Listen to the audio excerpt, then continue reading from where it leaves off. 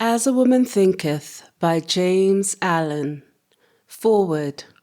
This little volume, the result of meditation and experience, is not intended as an exhaustive treatise on the much written upon subject of the power of thought.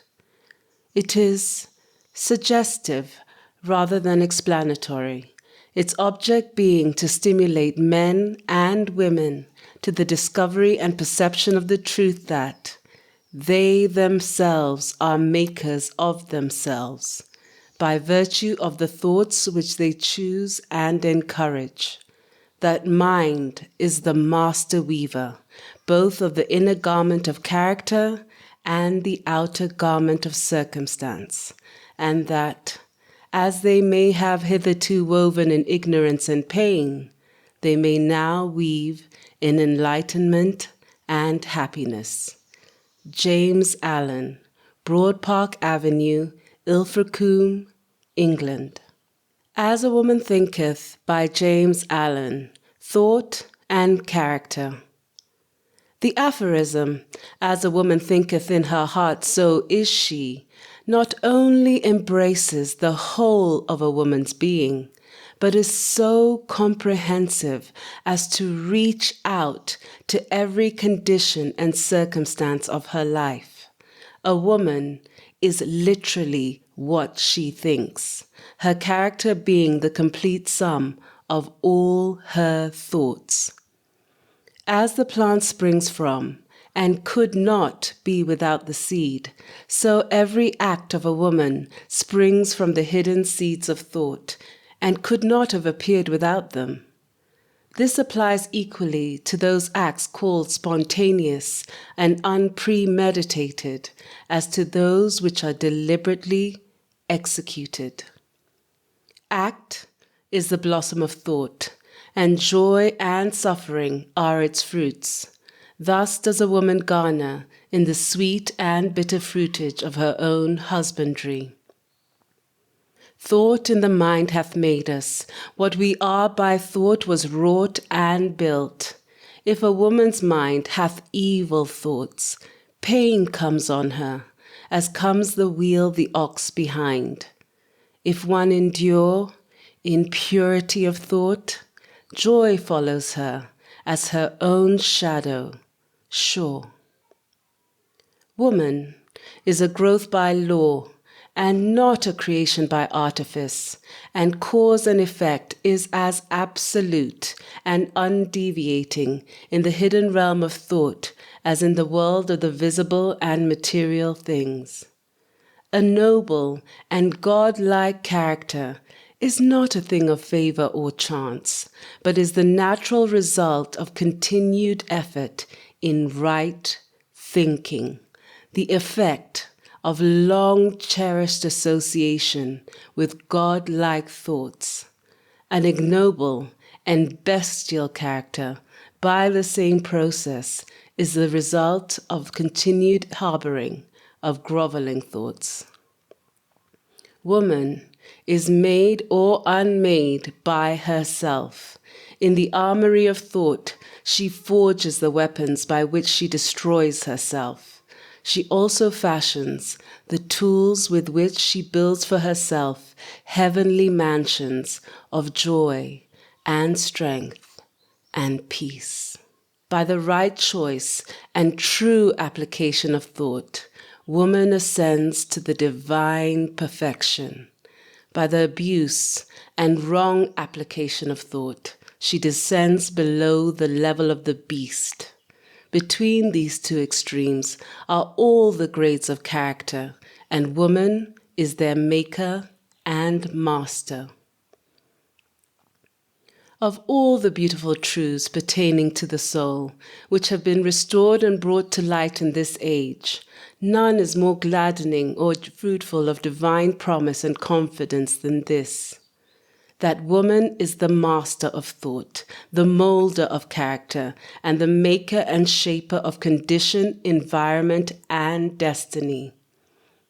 As a being of power, intelligence, and love, and the queen of her own thoughts, Woman holds the key to every situation and contains within herself that transforming and regenerative agency by which she may make herself what she wills. Woman is always the master, even in her weaker and most abandoned state, but in her weakness and degradation, she is the foolish master who misgoverns her household. When she begins to reflect upon her condition and to search diligently for the law upon which her being is established, she then becomes the wise master, directing her energies with intelligence and fashioning her thoughts to fruitful issues. Such is the conscious master, and woman can only thus become by discovering within herself the laws of thought, which discovery is totally a matter of application, self-analysis, and experience.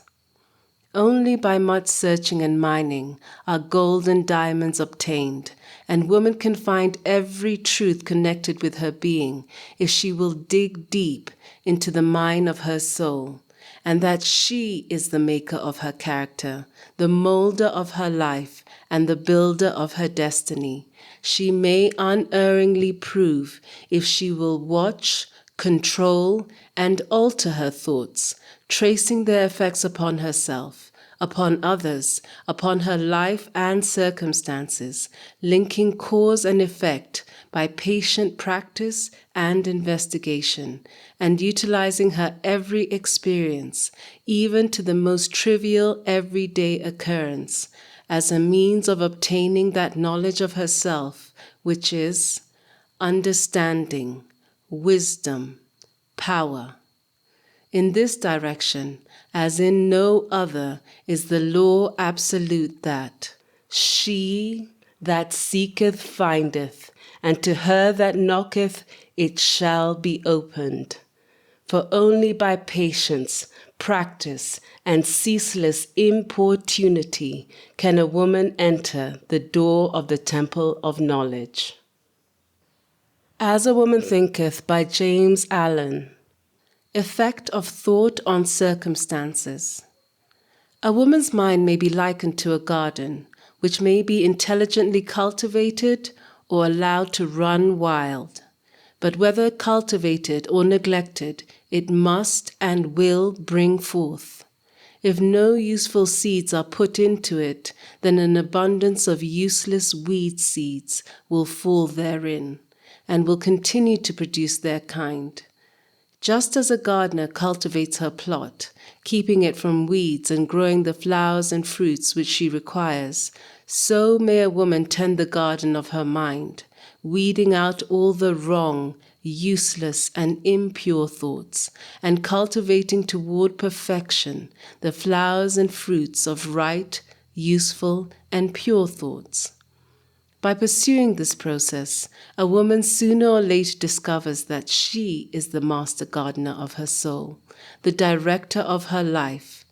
She also reveals within herself the laws of thought and understands with ever-increasing accuracy how the thought forces and mind elements operate in the shaping of her character, circumstances, and destiny. Thought and character are one. And as character can only manifest and discover itself through environment and circumstance, the outer conditions of a person's life will always be found to be harmoniously related to her inner state. This does not mean that a woman's circumstances at any given time are an indication of her entire character, but that those circumstances are so intimately connected with some vital thought element within herself that, for the time being, they are indispensable to her development. Every woman is where she is by the law of her being. The thoughts which she has built into her character have brought her there, and in the arrangement of her life there is no element of chance, but all is the result of a law which cannot err. This is just as true of those who feel out of harmony with their surroundings as those who are contented with them. As a progressive and evolving being, woman is where she is that she may learn, that she may grow, and as she learns the spiritual lesson which any circumstance contains for her, it passes away and gives place to other circumstances. Woman is buffeted by circumstances, so long as she believes herself to be the creature of outside conditions. But when she realizes that she is a creative power and that she may command the hidden soil and seeds of her being out of which circumstances grow, she then becomes the rightful master of herself. That circumstances grow out of thought, every woman knows who has for any length of time practiced self-control and self-purification, for she will have noticed that the alteration in her circumstances has been in exact ratio with her altered mental condition. So true is this that when a woman earnestly applies herself to remedy the defects in her character and makes swift and marked progress, she passes rapidly through a succession of vicissitudes. The soul attracts that which it secretly harbors, that which it secretly loves, and also that which it fears. It reaches the height of its cherished aspirations. It falls to the level of its unchastened desires. And circumstances are the means by which the soul receives its own. Every thought seed sown or allowed to fall into the mind and to take root there produces its own blossoming sooner or later into act, and bearing its own fruitage of opportunity and circumstance. Good thoughts bear good fruit, bad thoughts bad fruit. The outer world of circumstances shapes itself to the inner world of thought, and both pleasant and unpleasant external conditions are factors which make for the ultimate good of the individual. As the reaper of her own harvest, woman learns both by suffering and bliss. Following the innermost desires, aspirations, thoughts by which she allows herself to be dominated, pursuing the will-o'-the-wisp of impure imaginings, or steadfastly walking the highway of strong and high endeavor, a woman at last arrives at their fruition and fulfillment in the outer conditions of her life. The laws of growth and adjustment everywhere obtains. A woman does not come to the almshouse or the jail by any tyranny of fate or circumstance, but by the pathway of groveling thoughts and base desires. Nor does a pure-minded woman fall suddenly into crime by any stress of mere external force. The criminal thought had long been secretly fostered in the heart, and the hour of opportunity revealed its gathered power. Circumstance does not make a woman. It reveals her to herself. No such conditions can exist as descending into vice and its attendant sufferings apart from vicious inclinations, or ascending into virtue and its pure happiness without the continued cultivation of virtuous aspirations. And woman, therefore, as queen and master of thought, is the maker of herself, the shaper and author of environment. Even at birth, the soul comes to its own, and through every step of its earthly pilgrimage, it attracts those combinations of conditions which reveal itself, which are the reflections of its own purity and impurity, its strength and weakness. Women do not attract that which they want, but that which they are.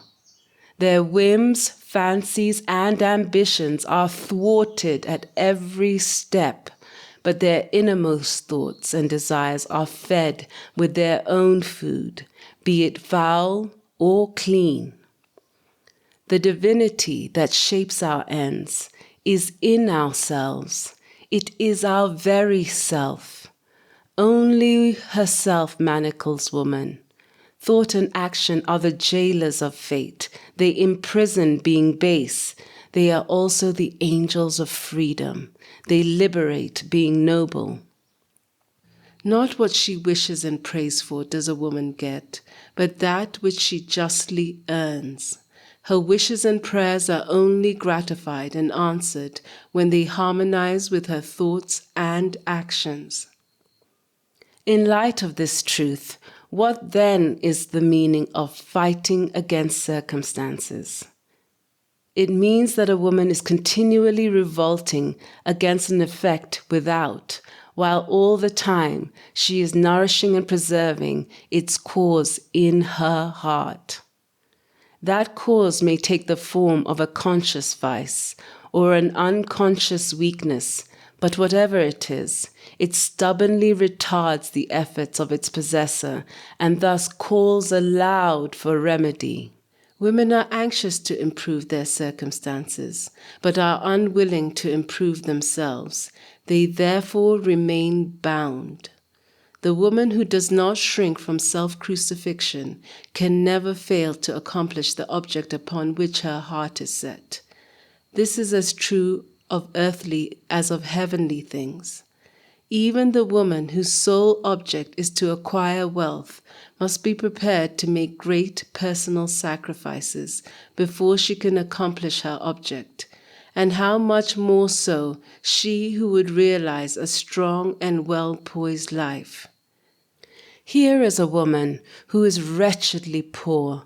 She is extremely anxious that her surroundings and home comforts should be improved, yet all the time she shirks her work and considers she is justified in trying to deceive her employer on the ground of the insufficiency of her wages.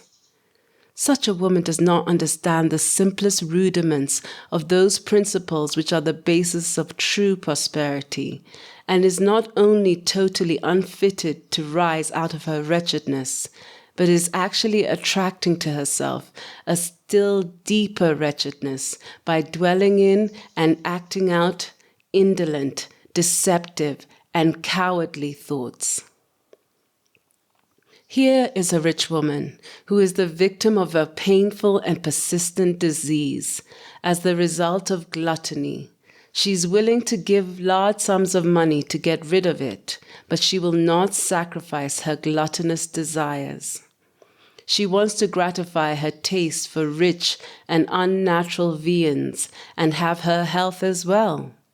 Such a woman is totally unfit to have health because she has not yet learned the first principles of a healthy life. Here is an employer of labor who adopts crooked measures to avoid paying the regulation wage and in the hope of making larger profits, reduces the wages of her work people.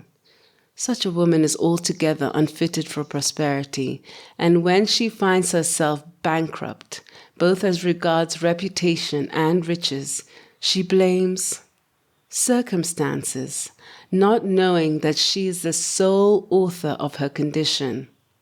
I have introduced these three cases merely as illustrative of the truth that woman is the causer, though nearly always unconsciously, of her circumstances, and that, whilst aiming at a good end, she is continually frustrating its accomplishment by encouraging thoughts and desires which cannot possibly harmonize with that end.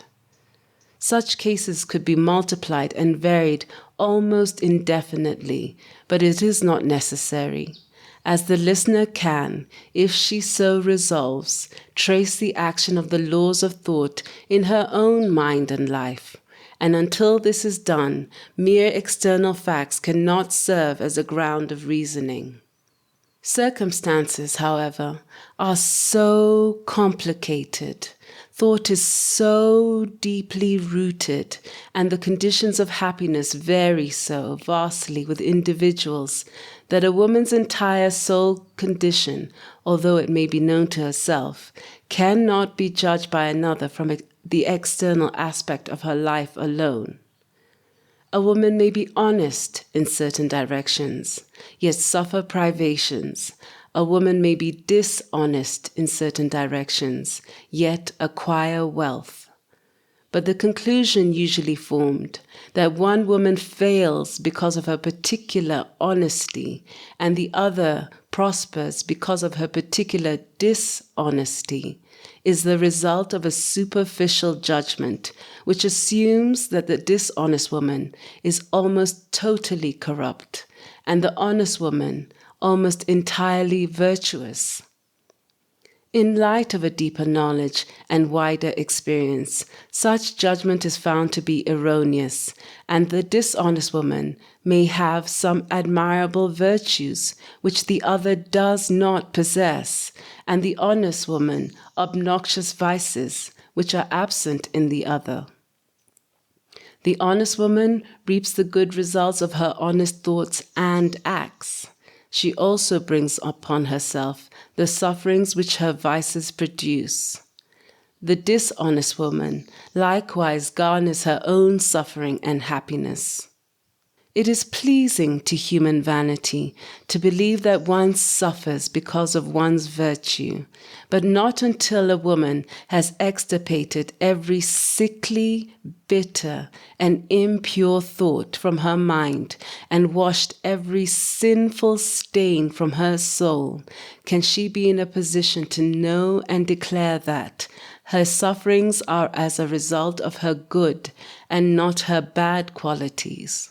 And on the way to, yet long before she has reached that supreme perfection, she will have found working in her mind and life the great law, which is absolutely just, and which cannot therefore give good for evil, evil for good. Possessed of such knowledge, she will then know, looking back upon her past ignorance and blindness, that her life is and always was justly ordered, and that all her past experiences, good and bad, were the equitable outworking of her evolving yet unevolved self. Good thoughts and actions can never produce bad results. Bad thoughts and actions can never produce good results. This is but saying that nothing can come from corn but corn, nothing but from nettles but nettles. Women understand this law in the natural world and work with it, but few understand it in the mental and moral world, though its operation there is just as simple and undeviating, and they therefore do not cooperate with it. Suffering is always the effect of wrong thought in some direction. It is an indication that the individual is out of harmony with herself, with the law of her being. The sole and supreme use of suffering is to purify, to burn out all that is useless and impure. Suffering ceases for her who is pure. There could be no object in burning gold after the dross had been removed, and a perfectly pure and enlightened being could not suffer. The circumstances which a woman encounters with suffering are the result of her own mental inharmony. The circumstances which a woman encounters with blessedness are the result of her own mental harmony. Blessedness, not material possessions, is the measure of right thought. Wretchedness, not lack of material possessions, is the measure of wrong thought. A woman may be cursed and rich. She may be blessed and poor. Blessedness and riches are only joined together when the riches are rightly and wisely used, and the poor woman only descends into wretchedness when she regards her lot as a burden unjustly imposed. Indigence and indulgence are the two extremes of wretchedness. They are both equally unnatural and the result of mental disorder. A woman is not rightly conditioned until she is a happy, healthy, and prosperous being. And happiness, health, and prosperity are the result of a harmonious adjustment of the inner with the outer, of the woman with her surroundings. A woman only begins to be a woman when she ceases to whine and revile, and commences to search for the hidden justice which regulates her life. And as she adopts her mind to that regulating factor, she ceases to accuse others of the cause of her condition and builds herself up in strong and noble thoughts, ceases to kick against circumstances, but begins to use them as aids to her more rapid progress and as a means of discovering the hidden powers and possibilities within herself. Law, not confusion, is the dominating principle in the universe. Justice, not injustice, is the soul and substance of life. And righteousness, not corruption, is the molding and moving force in the spiritual government of the world. This being so, a woman has but to right herself to find that the universe is right, and during the process of putting herself right, she will find that as she alters her thoughts towards things and other people will alter towards her.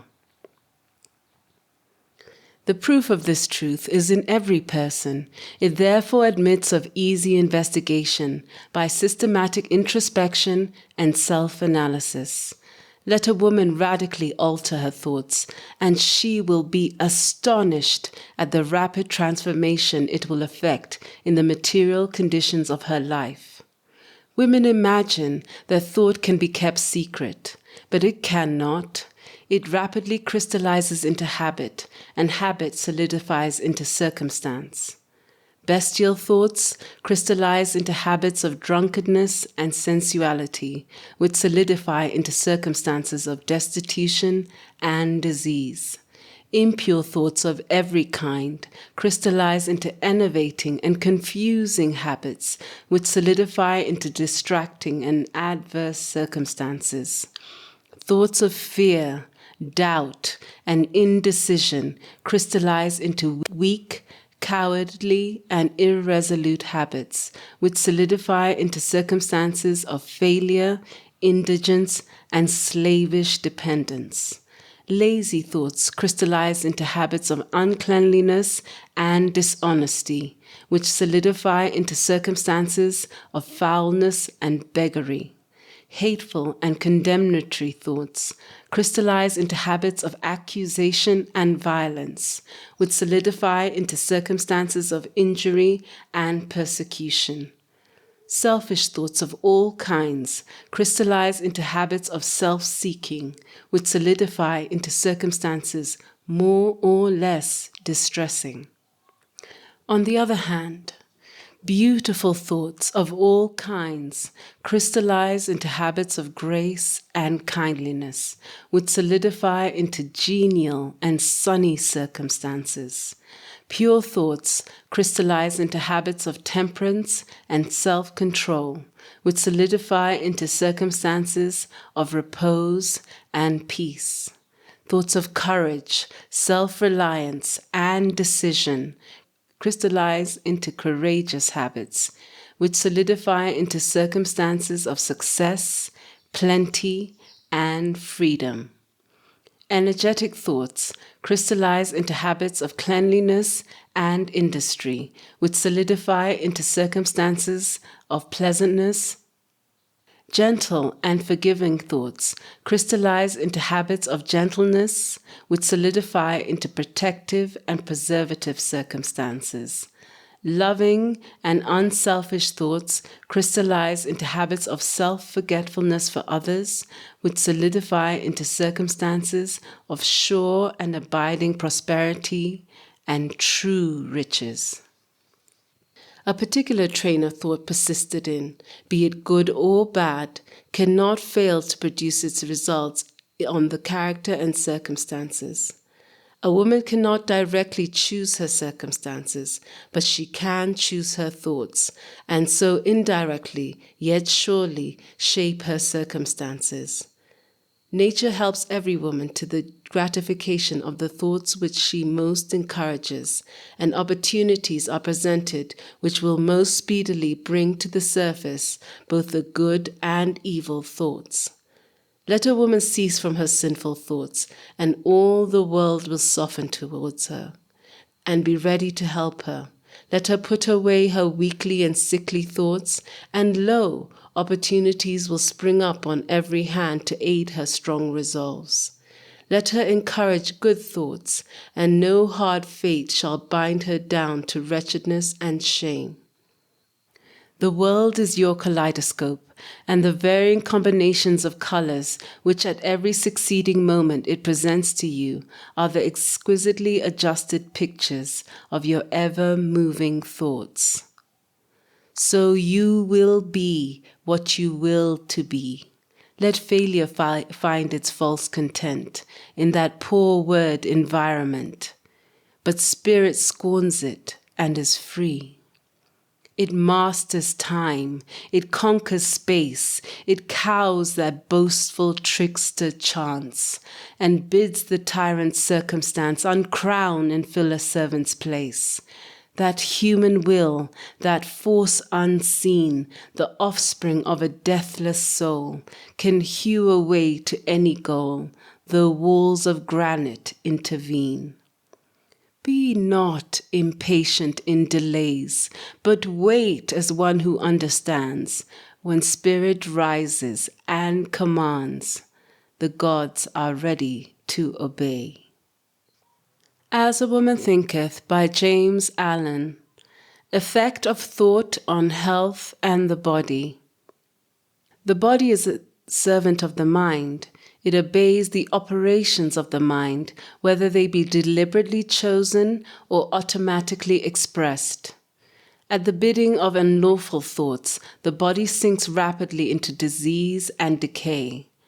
At the command of glad and beautiful thoughts, it becomes clothed with youthfulness and beauty. Disease and health, like circumstances, are rooted in thought. Sickly thoughts will express themselves through a sickly body. Thoughts of fear have been known to kill a woman as speedily as a bullet, and they are continually killing thousands of people just as surely, though less rapidly.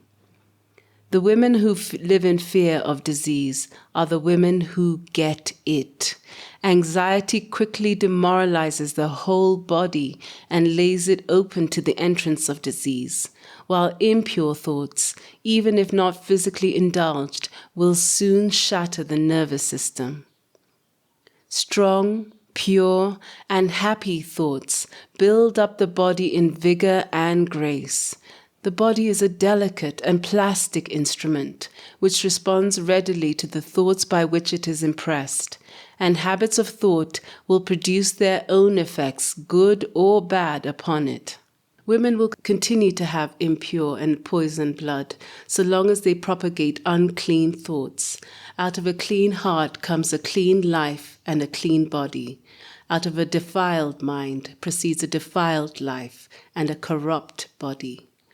Thought is the fount of action, life, and manifestation. Make the fountain pure, and all will be pure.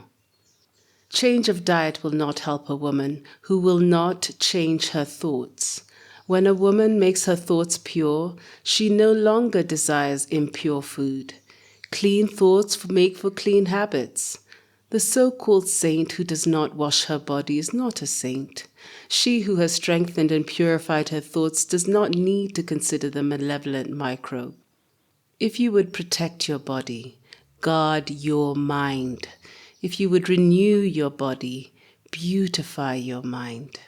Thoughts of malice, envy, disappointment, despondency rob the body of its health and grace and vigor. A sour face does not come by chance.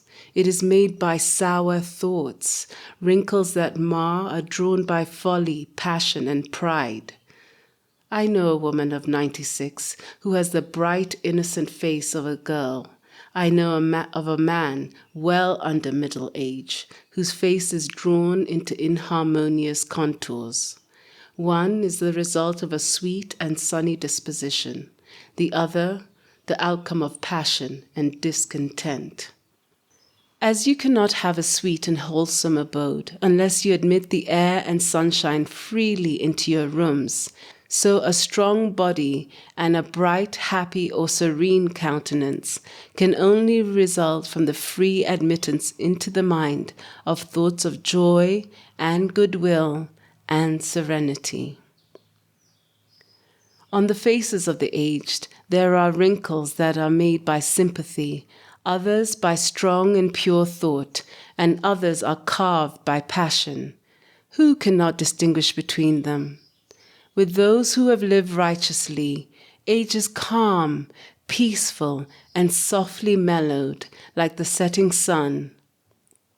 I have recently seen a philosopher on his deathbed. He was not old, except in years. He died as sweetly and as peacefully as he had lived.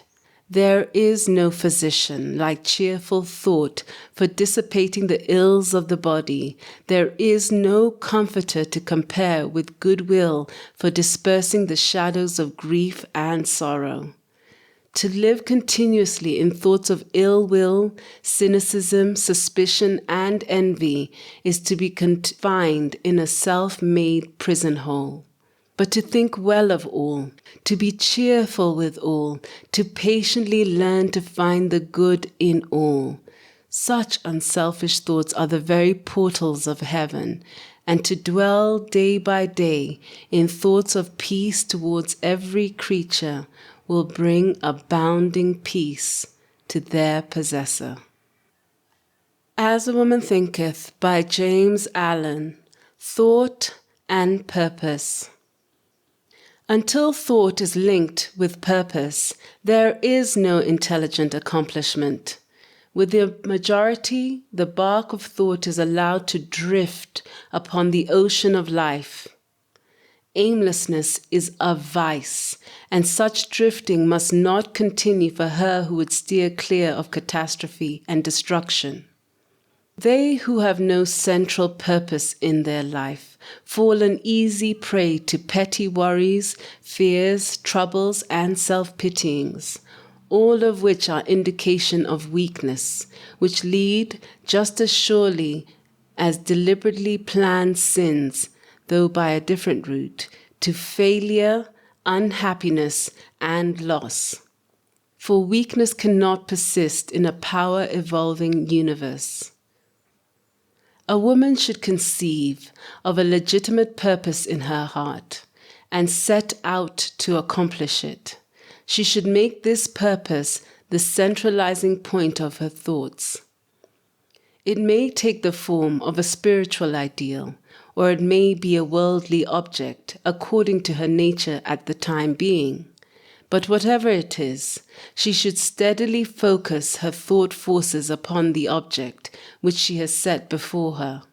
She should make this purpose her supreme duty and should devote herself to its attainment, not allowing her thoughts to wander away to ephemeral fancies, longings, and imaginings.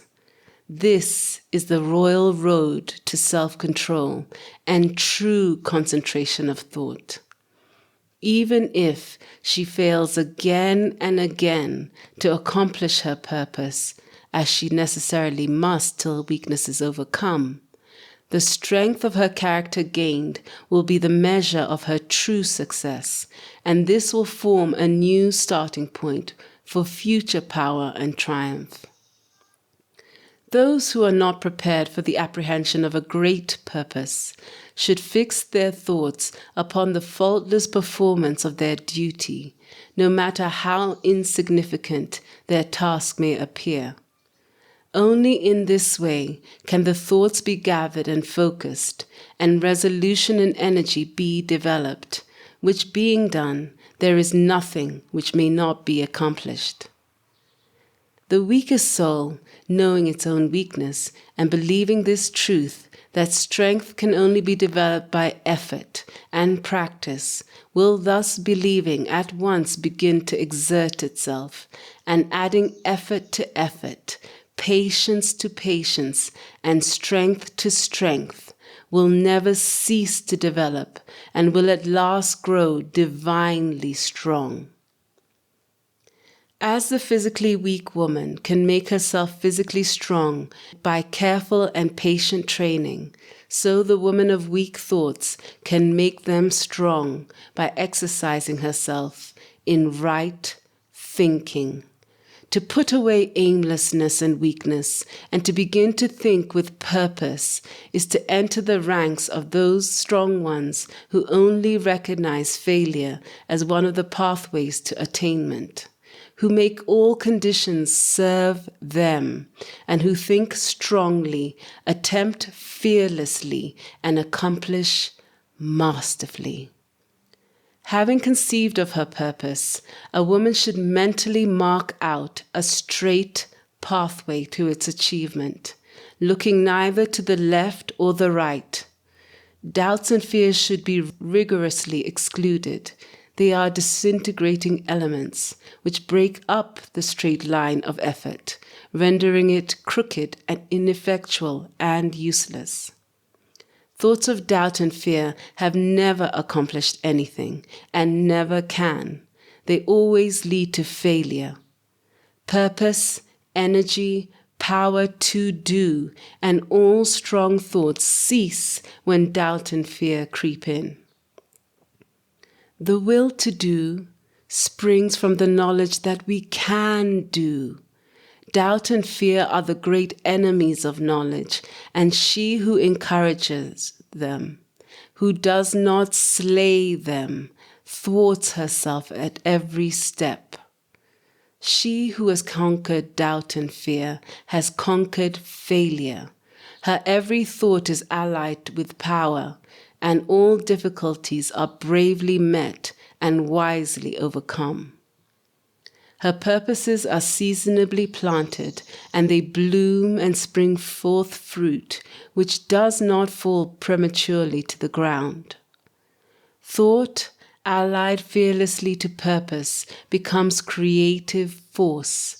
She who knows this is ready to become something higher and stronger than a mere bundle of wavering thoughts and fluctuating sensations.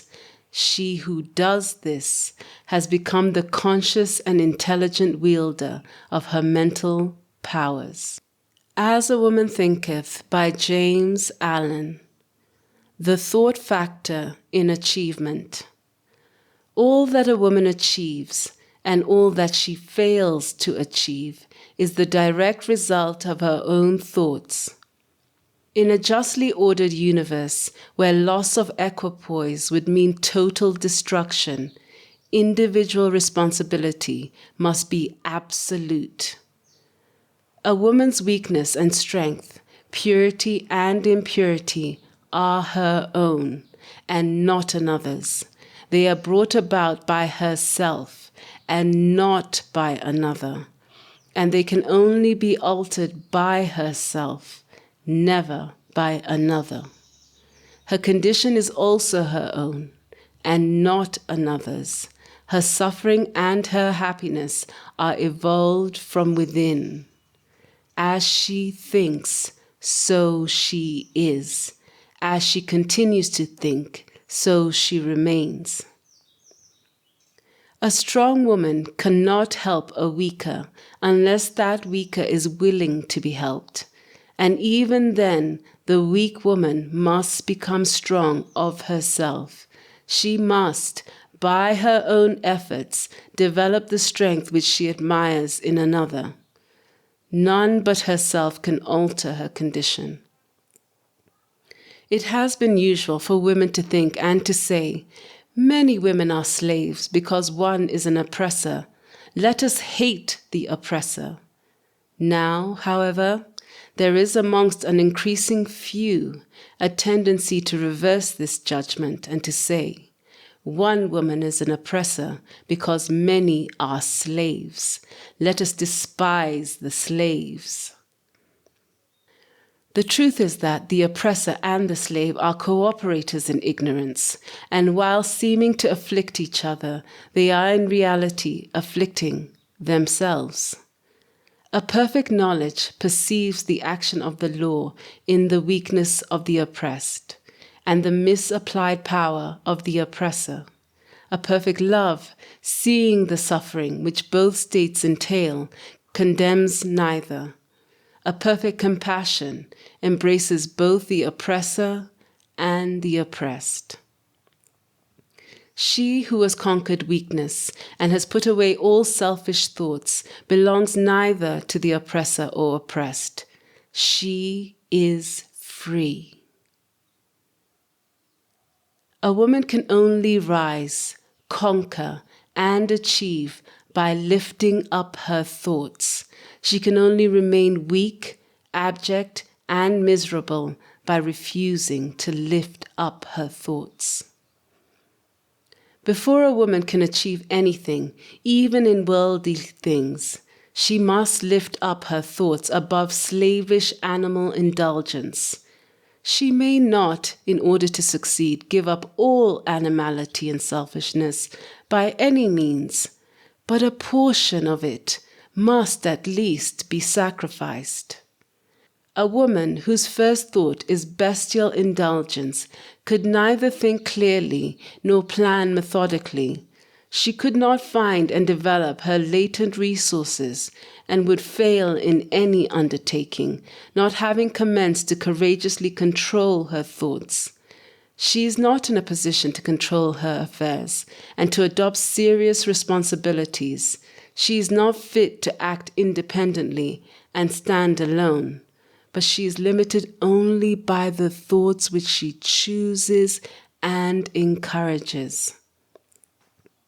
There can be no progress, no achievement without sacrifice, and a woman's worldly success will be in the measure that she sacrifices her confused and animal thoughts and fixes her mind on the development of her plans and the strengthening of her resolution and self-reliance. The higher she lifts her thoughts, the more courageous, upright, and righteous she becomes. The greater will be her success, the more blessed and enduring will be her achievements. The universe does not favor the greedy, the dishonest, the vicious, although on the mere surface it may sometimes appear to do so. It helps the honest, the magnanimous, the virtuous. All the great teachers of the ages have declared this in varying forms, and to prove and to know it, a woman has but to persist in making herself more and more virtuous by lifting up her thoughts. Intellectual achievements are the result of thought consecrated to the search for knowledge, or for the beautiful and true in life and nature. Such achievements may sometimes be connected with vanity and ambition, but they are not the outcome of those characteristics. They are the natural outgrowth of long and arduous effort and pure and unselfish thoughts. Spiritual achievements are the consummation of holy aspirations. She who lives constantly in the conception of noble and lofty thoughts, who dwells upon all that is pure and unselfish, will, as surely as the sun reaches its zenith and the moon its full, will become wise and noble in character and rise into a position of influence and blessedness. Achievement of whatever kind is the crown of effort, the diadem of thought.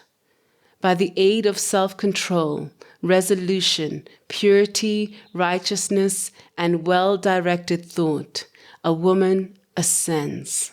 By the aid of animality, indolence, impurity, corruption, and confusion of thought, a woman descends. A woman may rise to high success in the world, and even to lofty altitudes in the spiritual realm, and again descend into weakness and wretchedness by allowing arrogant, selfish, and corrupt thoughts to take possession of her. Victories attained by right thought can only be maintained by watchfulness. Many give way when success is assured and rapidly fall back into failure. All achievements, whether in business, intellectual, or spiritual world, are the result of a definitely directed thought, are governed by the same law, and are of the same method. The only difference lies in the object of attainment. She who would accomplish little must sacrifice little. She who would accomplish much must sacrifice much. She who would attain highly must sacrifice greatly.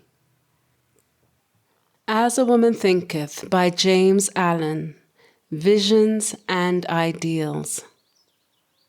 The dreamers are the saviors of the world. As the visible world is sustained by the invisible, so women, through all their trials and sins and sordid vocations, are nourished by the beautiful visions of their solitary dreamers. Humanity cannot forget its dreamers. It cannot let their ideals fade and die. It lives in them. It knows them as the realities which it shall one day see and know. Composer, sculptor, painter, poet, prophet, sage, these are the makers of the afterworld, the architects of heaven. The world is beautiful because they have lived. Without them, laboring humanity would perish. She who cherishes a beautiful vision, a lofty ideal in her heart, will one day realize it. Columbus cherished a vision of another world, and he discovered it. Copernicus fostered a vision of a multiplicity of worlds and a wider universe, and he revealed it. Buddha beheld the vision of a spiritual world, of stainless beauty and perfect peace, and he entered into it. Cherish your visions, cherish your ideals, cherish that music that stirs in your heart, the beauty that forms in your mind, the loveliness that drapes your purest thoughts. For out of them will grow all delightful conditions, all heavenly environment. Of these, if you will but remain true to them, your world will at last be built. To desire is to obtain. To aspire is to achieve. Shall a woman's basest desires receive the fullest measure of gratification, and her purest aspirations starve for lack of sustenance? Such is not the law. Such a condition of things can never obtain, ask, and receive. Dream lofty dreams, and as you dream, so shall you become. Your vision is the promise of what you shall one day be. Your ideal is the prophecy of what you shall at last unveil. The greatest achievement was at first for a time a dream. The oak sleeps in the acorn, the bird waits in the egg, and in the highest vision of the soul, a waking angel stirs. Dreams are the seedlings of realities. Your circumstances may be uncongenial, but they shall not remain so if you will but perceive an ideal and strive to reach it. You cannot travel within and stand still without. Here is a youth, hard pressed by poverty and labor, confined long hours in an unhealthy workshop, unschooled, and lacking all the arts of refinement. But she dreams of better things. She thinks of intelligence, of refinement, of grace and beauty. She conceives of, mentally builds up an ideal condition of life. The vision of a wider liberty and a larger scope takes possession of her. Unrest urges her to action, and she utilizes all her spare time and means, small though they are, to the development of her latent powers and resources. Very soon, so altered has her mind become that the workshop can no longer hold her. It has become so out of harmony with her mentality that it falls out of her life as a garment, is cast aside. And, with the growth of opportunities which fit the scope of her expanding powers, she passes out of it forever. Years later, we see this youth as a full-grown woman. We find her a master of certain forces of the mind, which she wields with worldwide influence, an almost unequaled power. In her hands, she holds the cords of gigantic responsibilities. She speaks, and lo, lives are changed. Men and women hang upon her words and remold their characters, and sun-like, she becomes the fixed and luminous center around which innumerable destinies revolve. She has realized the vision of her youth. She has become one with her ideal. And you too, listener, will realize the vision, not the idle wish, of your heart, be it base or beautiful, or a mixture of both. For you will always gravitate toward that which you secretly most love. Into your hands will be placed the exact results of your own thoughts. You will receive that which you earn, no more, no less. Whatever your present environment may be, you will fall, remain, or rise with your thoughts, your vision, your ideal.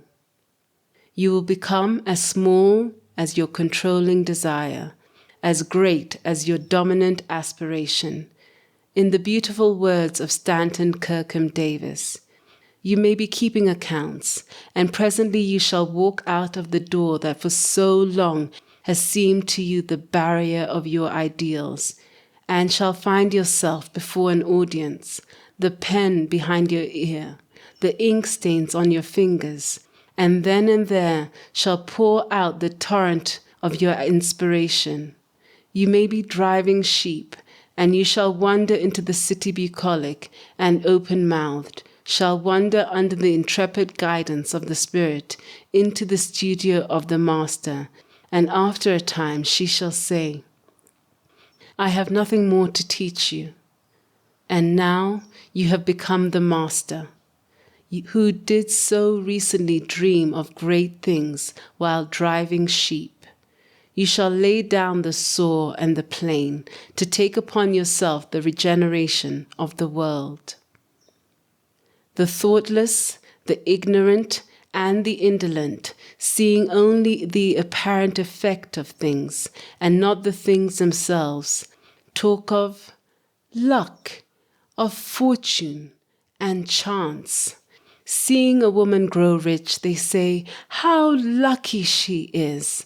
Observing another become intellectual, they exclaim, how highly favored she is. And noting the saintly character and wide influence of another, they remark, how chance aids her at every turn. They do not see the trials and the failures and struggles which these women have voluntarily encountered in order to gain their experience, have no knowledge of the sacrifices they have made, or of the undaunted efforts they have put forth, or of the faith they have exercised, that they might overcome the apparently insurmountable and realize the vision in their heart. They do not know the darkness and the heartaches. They only see the light and the joy and call it luck. They do not see the long and arduous journey, but only behold the pleasant goal and call it good fortune. Do not understand the process, but only perceive the result and call it chance. In all human affairs, there are efforts and there are results, and the strength of the effort is the measure of the result. Chance is not. Gifts, powers, material, intellectual and spiritual possessions are the fruits of effort. They are thoughts completed, objects accomplished, visions realized. The vision that you glorify in your mind, the ideal that you enthrone in your heart, this you will build your life by. This you will become. As a Woman Thinketh by James Allen. Serenity. Calmness of mind is one of the beautiful jewels of wisdom. It is the result of long and patient effort in self-control. Its presence is an indication of a ripened experience and of a more than ordinary knowledge of the laws and operations of thought. A woman becomes calm in the measure that she understands herself as a thought-evolved being, for such knowledge necessitates the understanding of others as the result of thought, and as she develops a right understanding and sees more and more clearly the internal relation of things by the action of cause and effect, she ceases to fuss and fume and worry and grieve, and remains poised, steadfast, serene. The calm woman, having learned how to govern herself, knows how to adapt herself to others, and they in turn reverence her spiritual strength and feel that they can lean on her and rely upon her. The more tranquil a woman becomes, the greater her success, her influence, her power for good. Even the ordinary trader will find her business prosperity increases as she develops a greater self-control and equanimity. For people will always prefer to deal with a woman whose demeanor is strongly equable. The strong, calm woman is always loved and revered. She is like a shade-giving tree in a thirsty land, or a sheltering rock in a storm. Who does not love a tranquil heart, a sweet-tempered, balanced life? It does not matter whether it rains or shines, or what changes come to those possessing these blessings, for they are always sweet, serene, and calm. That exquisite poise of character, which we call serenity, is the last lesson of culture, the fruitage of the soul. It is as precious as wisdom, more to be desired than gold, yea, even fine gold. How insignificant mere money-making seeking looks in comparison with a serene life, a life that dwells in the ocean of truth, beneath the waves, beyond the reach of tempests, in the eternal calm. How many people we know who sour their lives, who ruin all that is sweet and beautiful by explosive tempers, who destroy their poise of character and make bad blood. It is a question whether the great majority of people do not ruin their lives and mar their happiness by lack of self-control. How few people we meet in life who are well balanced, who have that exquisite poise which is the characteristic of the finished character. Yes, humanity surges with uncontrolled passions, is tumultuous with ungoverned grief, is blown about by anxiety, doubt. Only the wise woman, only she whose thoughts are controlled and purified, makes the winds and the storms of the soul obey her. Tempest-tossed souls, wherever ye may be, under whatsoever conditions ye may live, know this: in the ocean of life, the isles of blessedness are smiling, and the sunny shore of your ideal awaits your coming. Keep your hand firmly on the helm of thought. In the bark of your soul reclines the commanding master. She does but sleep. Wake her. Self-control is strength. Right thought is mastery. Calmness is power. Say unto your heart, peace, be still.